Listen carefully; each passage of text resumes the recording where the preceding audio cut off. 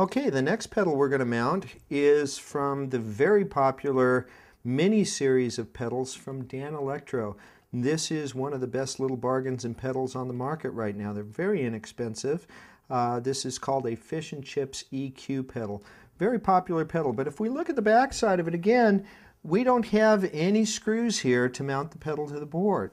This one's going to be a little tricky. Now we could go with Velcro.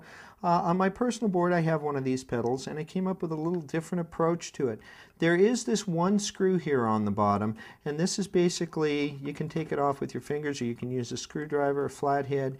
You just unscrew this one little attachment point here, and that disconnects the top of the pedal from the base of the unit. Now the way this is designed, you need access to this if you're going to mount this to your board, because basically the way we're going to mount this to the board is to put it down. We're going to drill a couple of holes here and here to actually bolt this bottom plate directly to the board.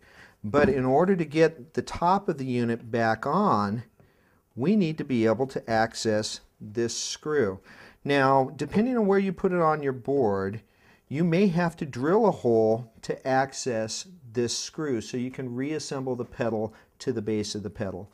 So you can drill a hole at the appropriate point using a 1/4 inch drill bit, or if you place the pedal in the right spot on the board where you can access this screw from the underside between the slots, you can do it that way. In this particular case, because of where we're going to lay this out on the board, we can do that between the slots. So you need to make sure that you have the ability to get to that screw from underneath. And as you can see there, we have the ability to do that by placing it where we have it here on the board. So we're going to line that up. We're going to take our drill. We want to make a drill hole that is large enough for the screw to go through, but not so large that the screw head won't actually get purchased on the top of there. So we're going to take this, we're going to drill through here.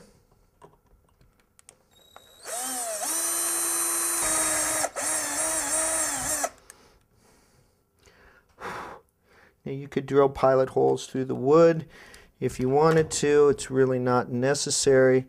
We're just going to take the screw, place it through the hole, and mount this actual piece of metal directly into our pedal board, into the wood.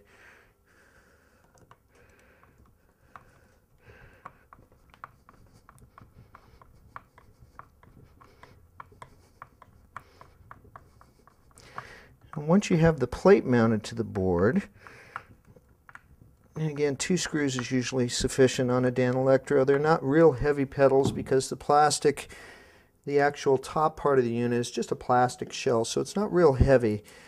Make sure you get those screws in there good and tight. And 2 should be more than enough to hold that.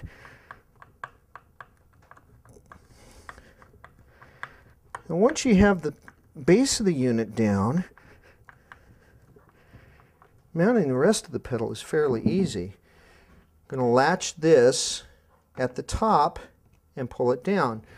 Now that we've done that, we have to attach the bottom part of the unit. So we're going to take our flathead screwdriver and just screw that back in.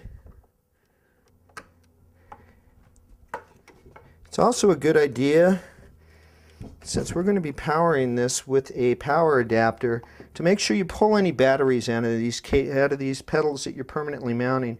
You want the battery to go dead and then leak and ruin your expensive pedals. So now you can see that's mounted well to the board as well. And that's how we mount the little mini Dano pedals.